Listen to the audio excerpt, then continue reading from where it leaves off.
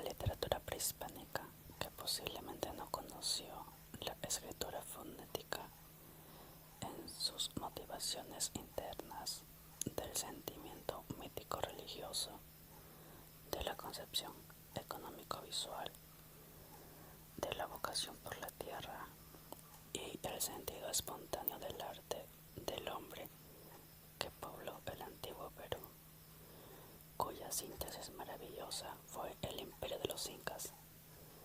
Indudablemente esta literatura tiene mucha influencia en el idioma quechua, específicamente en la poesía lírica y narrativa. La literatura prehispánica tiene las siguientes características generales. Es por lo general una literatura anónima. Los autores no firmaban sus obras porque no les interesaba en esa época dejar consistencia de sí mismo. Tampoco pretendían expresar su sentimiento individual, sino más bien de toda la comunidad.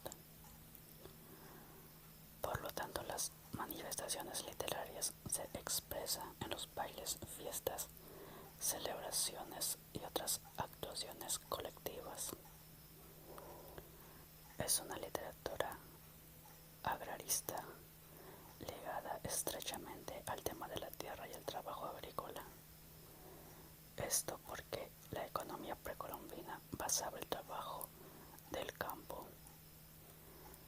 Es por ello que la naturaleza está casi siempre presente en sus manifestaciones literarias. Es una literatura oral.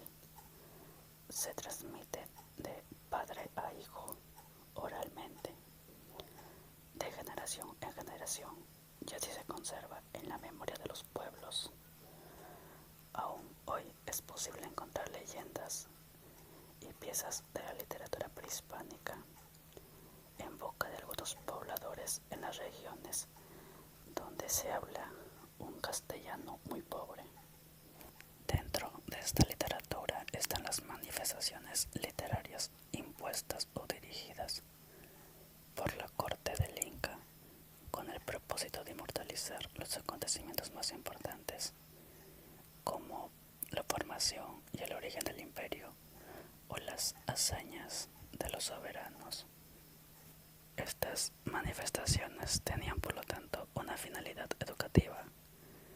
Los creadores de esta literatura oficial eran los amautas, maestros encargados de transmitir la cultura del pueblo. Otra manifestación cultural importante de esta literatura eran las grandes festividades que realizaba durante el Imperio Incaico, como el Inti Raymi,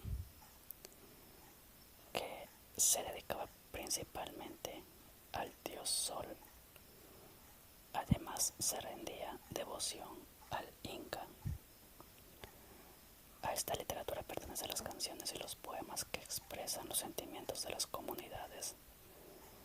Celebraba los diferentes sucesos del Ayllu, como la siembra, cosecha o las fiestas familiares. Esta literatura era transmitido por el Jarabicu. La literatura quechua tenía géneros como por ejemplo la épica. Pertenece a este género los relatos que explican el origen del pueblo incaico y ciertas hazañas de sus autoridades. Las manifestaciones épicas eran recogidas por los cronistas que durante la conquista se dedicaron a escribir sobre las creencias y costumbres e incluso la historia del Imperio Incaico. Otra fuente para el conocimiento de estas expresiones literarias son las investigaciones antropológicas, arqueológicas e históricas, que incluso hasta el día de hoy se sigue recopilando mitos, leyendas y narraciones. Otro tipo de género puede ser el drama, aunque se desconoce si realmente existía un teatro inca. Según Garcilaso, existía tanto la comedia como la tragedia al estilo occidental. Sin embargo, otras investigaciones señalan que no se puede afirmar realmente un género dramático. Si bien se puso ciertas escenificaciones para enaltecer hazañas, interesa ser una representación dialogada, como corresponde al teatro propiamente dicho. Un último género es la lírica. En el mundo andino, igual que en otras culturas, nace y se desarrolla por la música. Al comienzo, los poemas son un acompañamiento para la música, pero poco a poco las letras van adquiriendo cierta independencia. La lírica se caracteriza especialmente por su tono rural. Los elementos del campesino, la tierra, la siembra, los animales domésticos están siempre presentes y sirven para expresar los mejores sentimientos del poeta.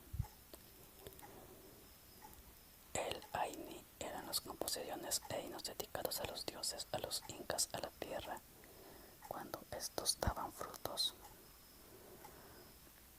Los Ayis pertenecen a la literatura oficial. Se caracterizaban por ser alegres, triunfantes, mientras que los Arawis eran tiernos, hondamente líricos y hasta nostálgicos. La vida de Kuniraya Huiracocha, quien en los tiempos más antiguos anduvo tomando la apariencia de un hombre muy pobre, con su manto, túnica, hechas jirones. Algunos no lo conocían, murmuraban al verlo. Miserable piojoso, le decían. Este hombre tenía poder sobre todos los pueblos. Solo con hablar conseguía hacer concluir andenes bien acabados y sostenidos por muros. También enseñó a hacer canales de riego, arrojando el barro de la flor de una caña llamada pupuna. Enseñó que los hicieran desde su salida a las huacas de algunos pueblos con su sabiduría, y así en ese tiempo había una dacha llamada Capichaca. Era doncella desde siempre, y como era hermosa las huacas, ya uno y de otros, todos ellos decían: voy a dormir con ella. La requerían, la deseaban, pero ningún hombre cruzaba las piernas con las de ella. Cierto día se puso a tejer al pie de un árbol de lúcuma. En ese momento Corinaya, como era sabio, se convirtió en pájaro y subió al árbol, y en la rama tomó un fruto, le echó su germen masculino e hizo caer el fruto delante de la mujer. Ella, muy contenta, tragó el germen y de ese modo quedó preñada, sin haber tenido contacto alguno. A los 9 meses, como cualquier mujer, ella parió una doncella.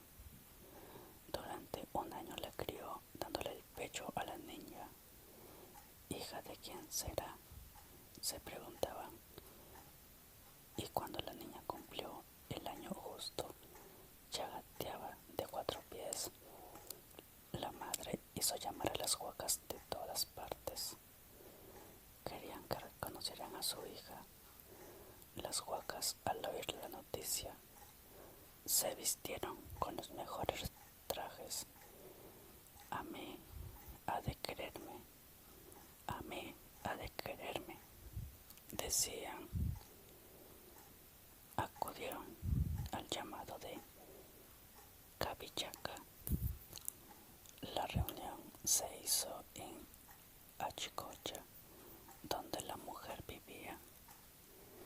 Allí, cuando las huacas, totalmente sagrados de todas las partes, estaban sentados, la mujer ahí les dijo: ved, hombres poderosos, jefes, reconoced a esta criatura.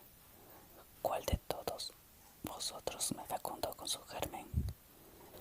Entonces ella preguntó a cada uno: fuiste tú, y fuiste tú. les iba diciendo a cada uno, y ninguno de ellos le contestó es mío. Entonces, con Iraya Huiracocha, del que hemos hablado, sentado humildemente, aparecía como un hombre pobre. La mujer no le preguntó,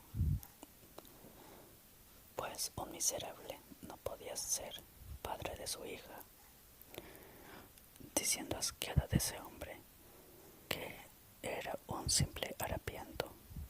Entonces, como nadie afirmaba, esa es mi hija, ella le habló a la niña, anda tú misma y reconoce a tu padre. Entonces la niña comenzó a caminar en 4 pies hasta el sitio donde se encontraba el hombre haraposo. En el trayecto no pretendió subir al cuerpo de ninguno de los presentes, pero apenas llegó al pobre, la hija contenta y al instante abrazó sus piernas. Cuando la madre vio esta enfurecida dijo, ¡qué asco! Es que yo no puedo parir a la hija de un hombre tan miserable. Exclamó, alzó a sus hijas y corrió en dirección al mar. Viendo esto, ahora mismo me ha de amar, pensó Huiracocha. Vistiéndose con su traje de oro, espantó a todas las huacas como si hubieran visto al mismísimo sol. Entonces, tan asustados, los comenzó a arriar y dijo, hermana Cabichaca, mira este lado y contémplame. Ahora estoy muy hermoso. Y haciendo relampagar su traje, se cuadró muy en gesto, pero ella ni siquiera volteó, ni siquiera un poco. Volvió los ojos hacia el sitio en el que estaba con Iraya. Solamente siguió huyendo al mar. En eso dijo, por haber parido de un hombre tan miserable, voy a desaparecer. Posteriormente se arrojó al mar y ahí hasta ahora, en ese profundo mar de Pachacamac, se ve muy claro 2 piedras en forma de gente que vive allí. Apenas cayeron al agua, ambas, madre e hija, se convirtieron en 2 islas que hasta el día de hoy existen. La más grande sería la madre, mientras la más pequeña sería la hija. Esa hija del miserable, harapiento y haraposo con Iraya Huiracocha.